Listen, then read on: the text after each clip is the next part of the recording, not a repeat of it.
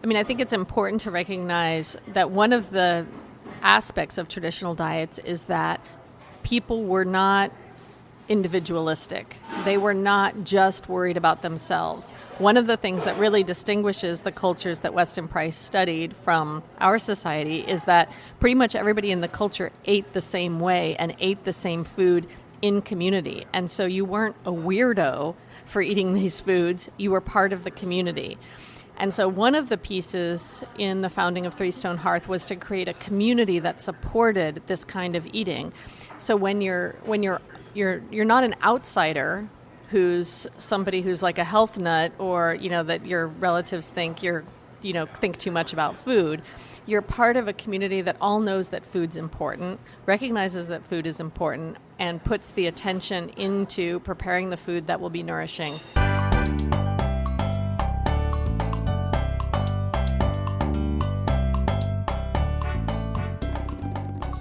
Welcome to the Wise Traditions Podcast, sponsored by the Weston A. Price Foundation for Wise Traditions in Food, Farming, and the Healing Arts. We are your source for scientific knowledge and traditional wisdom to help you achieve optimal health.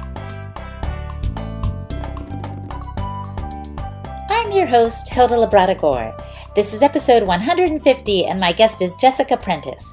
Jessica is a professional chef, author, local foods activist, social entrepreneur, and sought-after speaker on issues related to healing our broken food system. She is the co-founder of Three Stone Hearth, a community-supported kitchen in Berkeley, California that uses local, sustainable ingredients to prepare nutrient-dense traditional foods on a community scale.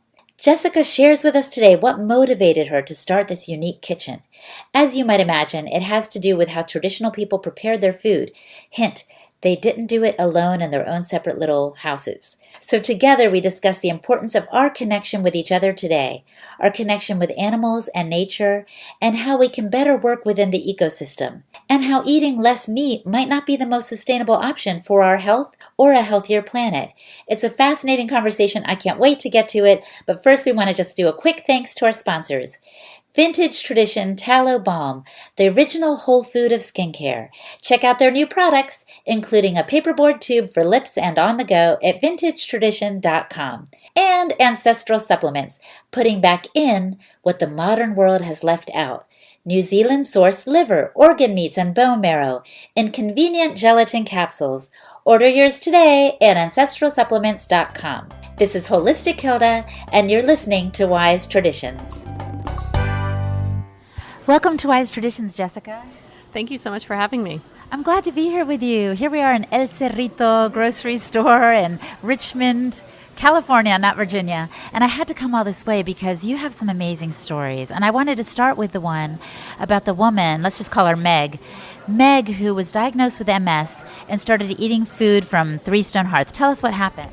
Well, yeah, I just met her husband just a couple of days ago, and I was teaching a class on traditional diets. And at the end of the class, he came up and said, I just really have to thank you so much. My wife was diagnosed with MS 10 years ago, and they went to see Tom Cowan and got put on, a special diet, GAPS, paleo, something like that. And of course, she's ill. He's working full time. They're like, how are we going to do this? How are we going to eat this cleanly? How are we going to make all these special foods? And they ended up coming to Three Stone Hearth and buying our food and nourishing themselves really, really well. And it's 10 years later, and his wife, Meg, we'll call her, is completely symptom-free. She hasn't had any MS symptoms, and went in for a brain scan, and the doctors were fully expecting to see all these lesions on her brain, and there weren't any. And he credits, the diet and our food with really supporting them through this process. I can just picture them getting the diagnosis and the husband thinking, how am I supposed to cook this way, right? I can't quite have the time or the knowledge, and that's where Three Stone Hearth comes in. Yes, absolutely, and it's really common. Unfortunately, just a lot of us are suffering in our health right now. Our diet has been so bad, our medical system is so antithetical to our health, unfortunately, and a lot of the customers at Three Stone Hearth come to us referred by healthcare practitioners. that have put them on some kind of particular diet, a healing diet, some kind of healing diet, and said, you really need to eat bone broth, or you need to have some liver, you need more nutrient density, you need to have some fermented foods, you need to get your gut healed, those kinds of things. And people are like, well, what do I do? And, in many cases, they're busy professionals and they don't have time to spend cooking for themselves. In other cases, they're too ill. They're weak. They, people have autoimmune stuff. There's people who are struggling just to get out of bed. There's a lot of people who are seriously struggling with their health, and food is one of the major factors in their recovery and their healing. And yet, the kinds of foods, as we all know, that are the most healing to us are in some ways the most labor intensive.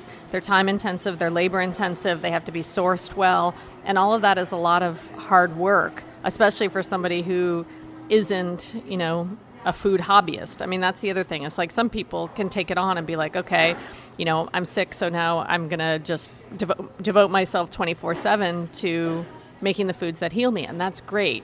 But that's really a minority of the population. The majority of the population either doesn't have the interest in doing that, or the ability or the capacity to do that. And so we are, our whole experiment with Three Stone Hearth has been how to create nutrient-dense foods on a community scale. What's interesting to me is in the Weston A. Price Foundation, we're all about wise traditions. And so we know they're all related to food farming and the healing arts. I don't think we've often thought about how the food was prepared. I mean, in terms of, was it prepared individually in little huts in some remote island, or was it prepared in community? Can you speak to that a little bit, Jessica? I mean, I think it's important to recognize that one of the aspects of traditional diets is that people were not individualistic. They were not just worried about themselves. One of the things that really distinguishes the cultures that Weston Price studied from our society is that pretty much everybody in the culture ate the same way and ate the same food in community. And so you weren't a weirdo for eating these foods. You were part of the community. And so one of the pieces in the founding of Three Stone Hearth was to create a community that supported this kind of eating. So when you're not an outsider who's somebody who's like a health nut, or that your relatives think think too much about food. You're part of a community that all knows that food's important, recognizes that food is important, and puts the attention into preparing the food that will be nourishing for all. So that's one piece of it. The other piece is that I'm really very interested in how traditional cultures organized themselves to achieve the level of sustainability that they did in many cases. And by sustainability, I'm talking about two sides of it: how they interacted with the environment, but also how they sustained themselves, so well. I mean, that's part of the amazing, what's so amazing about the work of Weston Price is these communities that ate diets that were sustaining and sustainable at the same time.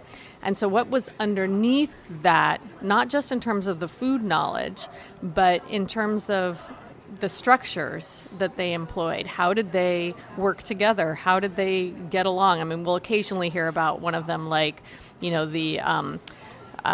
taking an organ and cutting it up into as many pieces as there are members of the family is an example of that. Like, again, not individualistic, not, oh, that's the organ that has the nutrients, so I'm going to eat it all.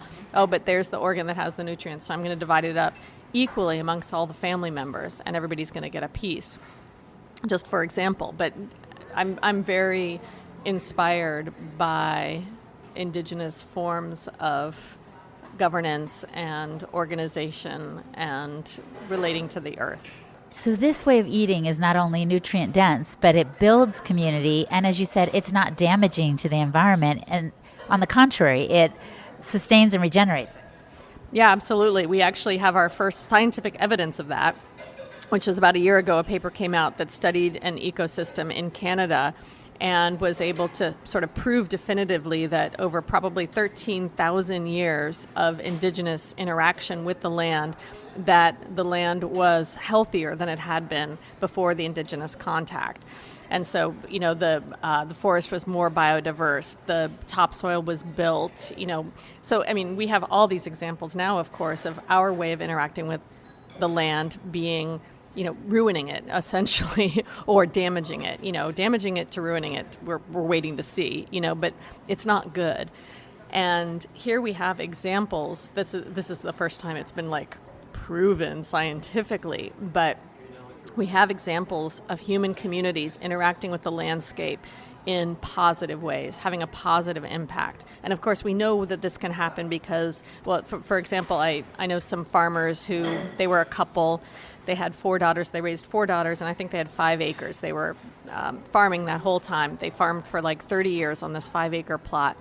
And they said when they first took over the land 30 years before, it had 2 inches of topsoil. When they finally retired, after this long career of farming, it had 2 feet of topsoil. Oh my goodness. And so in 30 years, they built, 2 feet minus 2 inches of topsoil. And that was sort of their life's work in addition to raising their 4 daughters. But so we know that can happen on a small scale. But what we can learn when we study traditional cultures is that while some, of course, did damage the landscape, this is not to generalize, others really improved they interacted with it in a positive way, which many animals do. You've got this whole amazing connection here in California before all the bears were killed, between bears and salmon and the redwood trees. And the bears would go down to the streams and they would harvest the salmon and they would eat the salmon, but then they would leave the carcasses at the roots of the redwood trees. And the salmon would nourish the redwood trees. And since we've killed all the bears, that's not happening anymore. And there's nutrients that the redwood trees are missing because they're not getting those salmon bones anymore the way that they did for thousands of years. And so, that's an animal interacting with the landscape in a positive, it's part of an ecosystem. And the humans in many parts of the world were part of the ecosystem too, in a positive sense, and not in the sense that we have today of, carbon emissions and, fracking and all these kinds of things. It's just too easy to generalize. I'm thinking of how easy it is for people to say, oh, if there were fewer people on the planet, then everything would be better. But not necessarily. And also, as people say, if we ate less meat, then there would be less cows and they wouldn't be causing climate change. But again, not necessarily. Right. It varies, and what we're finding here, there's a lot of work being done here in Marin around carbon sequestration in grasslands that are being managed through grass-fed cattle. And so having ruminants out on grasslands can sequester carbon because you're building these incredible root systems, depending on how you're managing. You're building the incredible root systems of the grasses, and that's all sequestering carbon. And so, you can't really generalize and say, meat is causing climate change. Certainly CAFO meat is a huge player and a huge problem, but a well-managed grass-based, holistic system can actually be a positive for the environment, as were the elk, as were the buffalo. We have examples from the history of the place of the way that animals can impact the land in a positive sense. And so, again, I'm just very inspired by permaculture, which is how I think of how especially the indigenous peoples of California interacted with this landscape. They were tending it, M. Anderson's book, Tending the Wild, they were tending the wild in a sort of permacultural way, what we could describe as a permacultural way, which was increasing biodiversity, was increasing the yields of the acorns on the oak trees through, burning deliberately, through broadcasting seeds with many of the seed foods that they ate, through the ways that they interacted with the salmon and other animals. They were increasing the food store, and then the Europeans showed up and were like, wow, all this great wild food, but it wasn't just wild, it was interacted with deliberately and consciously for thousands of years. And I think we don't appreciate that nearly as much as we should.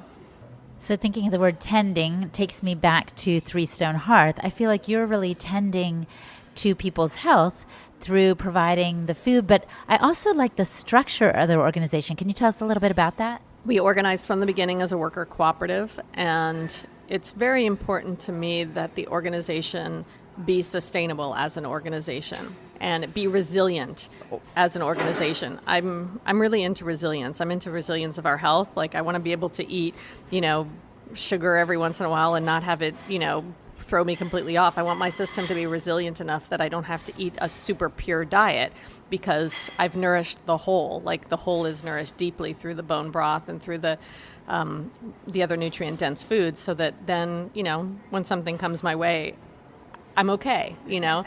And so resilience is sort of my aim. And for the organization, too, to be resilient was super important to me. And I'm a big believer in worker cooperatives because I think they offer an incredible amount of resilience. They're diversified and decentralized. So, now I've just moved on. I've just taken a new job. I'm on day 2 of my new job. So I've left Three Stone Hearth, but I've left it in many hands, like hands that have been, over the years, learning how to hold different pieces of the organization. And I don't think that our, sort of conventional model of top-down management is very sustainable. I think it can sometimes work well in the short term, but for long term, I think we need to look at societies that flourished for thousands of years, which, we don't have that track record yet.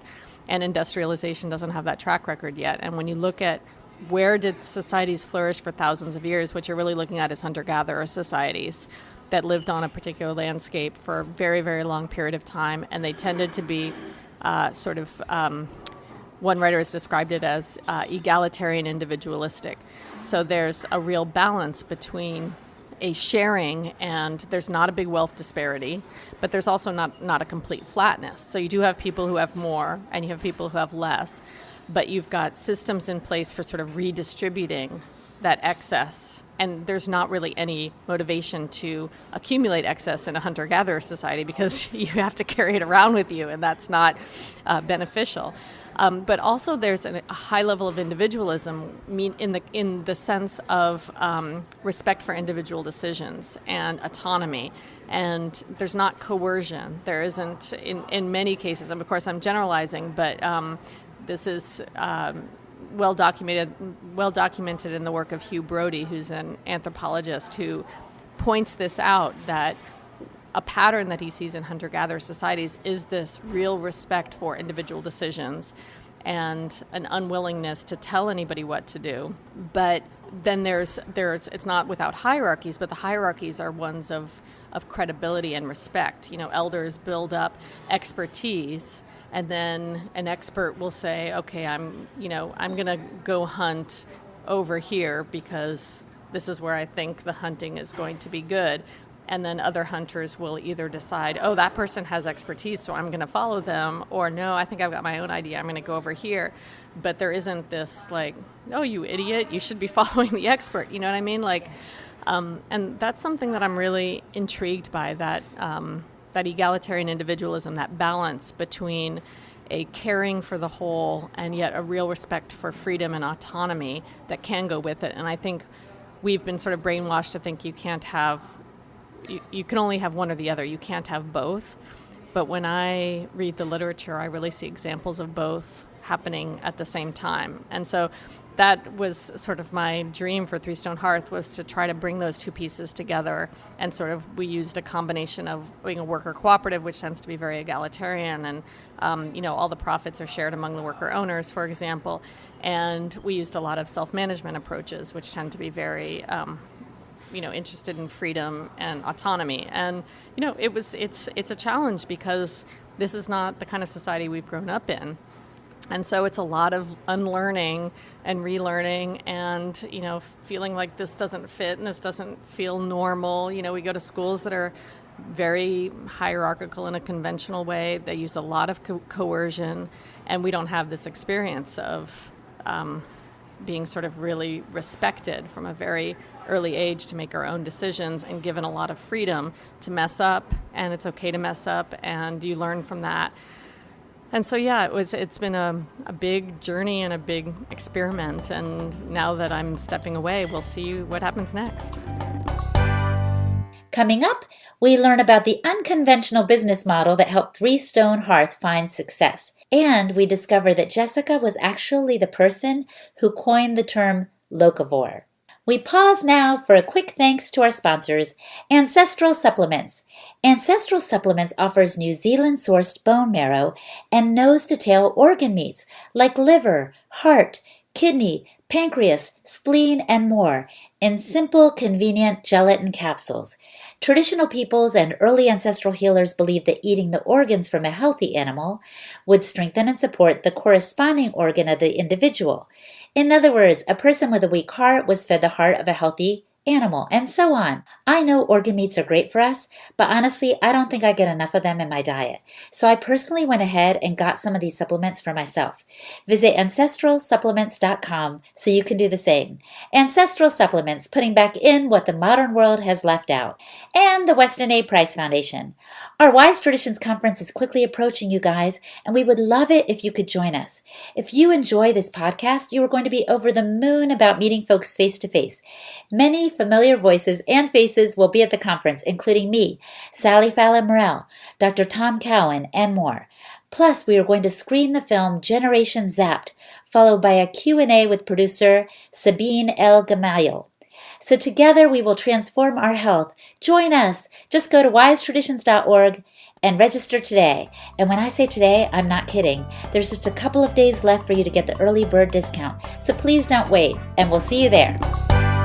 Well, I hear shades of your passion for systems that are sustainable and relationship. So did it work? In some senses, I can say absolutely. Like for 12 years, we've been providing nutrient-dense foods for the community in returnable mason jars, generating very, very little waste and using lots of great ingredients and doing a lot of healing, like just a lot of food healing. Whether it'll be around for another 100 years, I don't know. So it's really an experiment. I mean, to me, like my bar is really high. Like to me, something works if it has like a 1,000-year track record, like the way these diets did. That's why I'm interested in the work of Weston Price. Is like, I don't want to know what worked for one person for 3 years. I want to know what worked for millions of people for thousands of years. And whether our little co-op experiment could be a response to what's happening, in industrial civilization right now. And, it might not need to be around for thousands of years. So yes and no, I guess, is the best answer I can come up with. I mean, it was tough. I will say that it's tough to strike that balance. Giving people freedom, and by the time I left, self-management was kind of a dirty word because everybody thought it just meant, chaos and no control. That's not how I experienced it, but I think for some people it was very uncomfortable, to not have strict lines of command and strict controls on things. That being said, we did, it was not a completely flat organization. We had some natural hierarchies. We had, there was creative authority that was working within the organization as well as formal authority. So it's not that there wasn't authority. It's not that there wasn't structure. It's just that it tended to be authority and structure that looked different from what people were most used to. And so it was challenging for people. It reminds me a little bit of the Weston Price Foundation because we have these 11 characteristics of the Wise Traditions diet, as we call it, but they're really principles, right? So we're not saying you can eat this or you can't eat that. They are things that worked for, millennia. And so that's why, but some people are uncomfortable with it because it's not do and don't.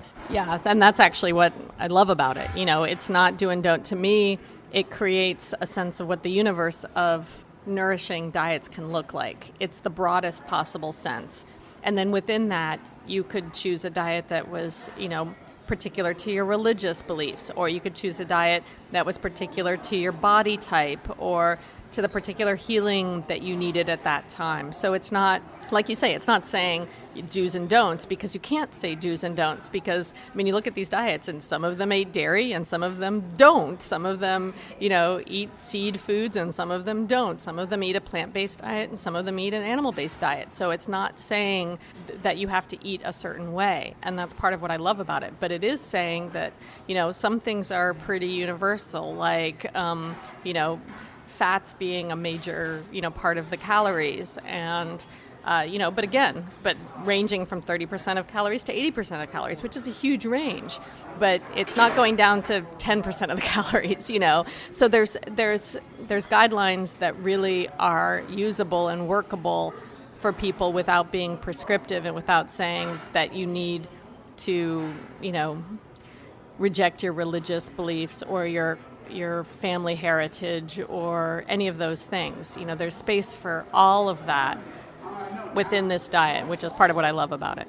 So hearing you speak so eloquently about this reminds me that Three Stone Hearth also had an educational component, didn't it? Absolutely, it still does. And that's the one piece that I'll keep doing. I've always taught the traditional diets classes there, so I do shorter versions and longer versions. But we've had lots of different kinds of classes. We've got a great education coordinator right now, and she brings in dentists to speak. She brings in pediatricians, nutritionists, farmers. We've got a talk on holistic grazing coming up. So yeah, we're very aware that actually people appreciate what we do more the more they understand.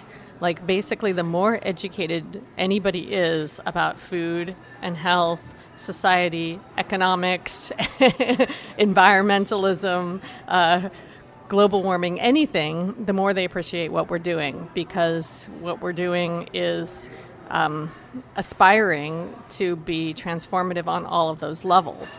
And so when people are aware, then they're like, wow, I'm really excited that there's liver in my black bean chili, which, if you're not aware of what a nutritional powerhouse liver is, you might say, why are you putting liver in my black bean chili, So I have two more questions as we wrap up.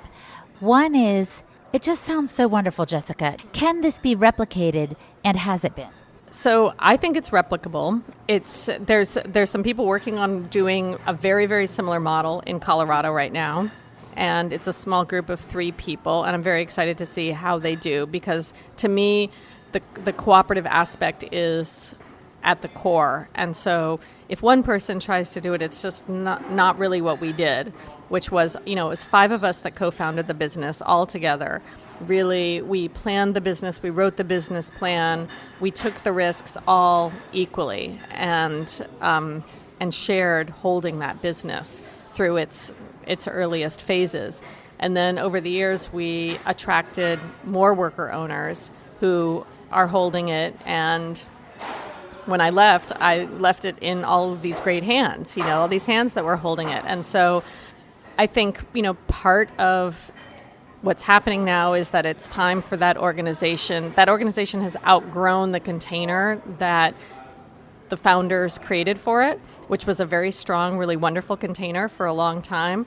And now it's, it's a little root bound, and it's needing to be planted in deeper soil. And that's really going to be the test of, how well does the model work. And also, to be honest, too, the economic conditions have changed since we started. And it's, the Bay Area is a really tough place to find a home right now. It's, the rental market is extremely expensive. When I first moved here 25 years ago, I waited tables and was able to pay $400 a month in rent. There's nothing like that now. People are, trying to find something for less than $2,000 a month in rent. And there's no way on a food service income you can afford most of the housing around here. And so this has put a lot of pressure on food businesses all throughout the Bay Area, because you just can't pay people enough and keep the food affordable and pay the farmers as much as they need to earn to do this. I think being a cooperative helps actually a lot, but it may or may not be enough, given the economic situation for it to really survive. We'll have to see.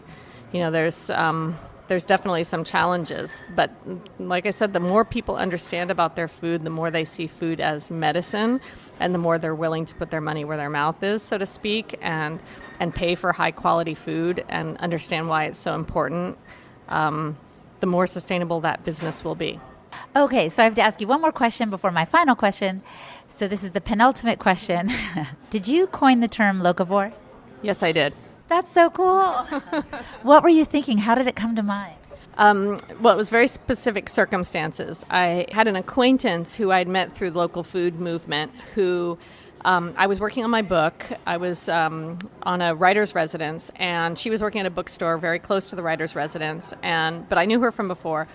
And I was chatting with her one day, and she said, I have this idea of challenging people to eat locally for 1 month within a 100-mile radius. And I'm looking for a few people who might want to help me make that happen. Would you be interested? And I said, let me think about it. And I went home, and the more I thought about it, the more I thought that is just a great idea. This was, now it's more commonplace, but then it was a completely new idea. And so I came back the next day and said, yes, let's do it. And so, I had a website, so we put up a web page and we wrote a press release, and a couple of other people got involved, a couple of other women, and one of the other women knew somebody at the Chronicle at our local newspaper, and she sent the press release to her and said, basically these 4 women are challenging people to eat locally for a month. And the journalist happened to need an article to do for World Environment Week or World Environment Day or whatever. So she's like, oh, this is perfect. And so she brought a photographer over, and they photographed me making a meal of all local ingredients. And then she was writing the article, but she was really stuck with who were we? And so she sent me an email, and she's like, I need a name for who you are. And I'm like, well, we're just 4 women who think you should eat locally. And she's like, that's not going to work in my article. Like, you got to come up with something. And I'm like, well, how long do we have to come up with something? How long do we have to come up with something? And she said, I need it by tomorrow afternoon. And so I was like, what can we call ourselves? The local eaters, the people who eat locally, the people who believe eating locally is good. And then finally I started playing with words because I love words, and, putting together roots of, from Greek and Latin words, and finally came up with locavore. Obviously, loca being from place, and vor is the same root as devour, and also omnivore and herbivore, carnivore. And so I came up with locavore, and I ran it by my friend who'd proposed the whole idea, and she's like, that sounds great to me. I sent it to the journalist, and she's like, I love it. And 3 days later, this article came out, and its opening line was, calling themselves the locavores, da-da-da-da. And it just went viral. So it just like people were needing some word to describe people who are passionate about eating locally. And that was in 2005 when it came out. In 2007, it was voted Word of the Year. That's so cool. Wow. Well, it makes it even more special that we've connected. I feel like we've all learned a lot from you. I know I have, and I really appreciate this conversation. I want to ask you the question I often pose at the end of the conversation. If the listener could do one thing to improve their health, Jessica, what would you recommend that they do? One thing to improve their health. I would say the one thing is to really listen to your body, and really, actually, at some point you have to there's so much information out there, you have to just blot it out. And you have to just listen to what your body says when you eat something or when you drink something. How do I feel? And how you feel when you eat something actually is really great information in terms of finding your way to health. And if you can slow down and give yourself the space to really sense into how the things that you eat land in you, in your energetic field, so to speak, I think you can really find your way to a diet that works for you, which is not going to necessarily be the diet that works for the next person. But your body has an incredible wisdom to it, and to learn to trust that and to slow down and to listen, I think would be my main piece of advice. That's powerful. Thank you so much for this time today. Thank you so much. My guest today was Jessica Prentice. For more on Three Stone Hearth, go to threestonehearth.com. For more on Jessica, check out articles she has written and resources we mention on the show notes for today's episode. Just go to our website, westinaprice.org, go to the podcast page, and look for the show notes for episode 150. Oh, and on that same podcast page, you'll see our listener survey. Please fill it out for us. It'll just take a second or two, honestly, and it would mean the world to us. We're just trying to get to know you a little bit better so we can make sure our shows are hitting the mark. And thank you. Finally, when you get a chance, please rate and review us on Apple Podcasts, and thanks in advance for that as well. Next week, everybody, we speak with Mark McAfee. Mark is the head of Organic Pastures Dairy, and he is a man who is passionate about the healing power of real raw milk. Among other things, he talks about the state of the dairy industry. That's pasteurized, organic, and raw milk. And he talks about the benefits of raw milk for all ages. We recorded the interview live in Sierra Madre this past July. You're going to love the vibrant, spontaneous feel and be inspired by the conversation, I'm sure. Finally, a quick thank you to our faithful team of podcast interns. Post-production assistants include Cynthia Castro-Cohen-Enriquez, Deirdre Beard, Diva Rizvi, Melanie Ahern, and Ari O'Hara. Cheryl Huftelin helps with social media. Mary Hine, Olga de Villiers, and Joy de los Santos boost sponsorship and help with special projects. Our listening team includes Heather Carpentier and Victor Coseto. And Amy Matias helps with transcriptions. Hey, and let's just keep in touch, everybody. I'm on Instagram at holistic_Hilda. Follow me for health tips, podcast stuff, and behind the scenes information on this show and on me. Thanks, everybody, and see you soon. Have you been enjoying these podcasts? Have you benefited from them or from the resources on the website or local chapter meetings? If so, please become a member of the Weston A. Price Foundation. It's only $25 for students and seniors and $40 for a general membership. Your contribution is critical for the continued work of the foundation.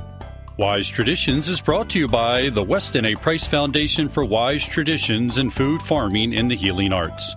The content of this podcast is provided for informational purposes only and is not intended as a substitute for medical advice.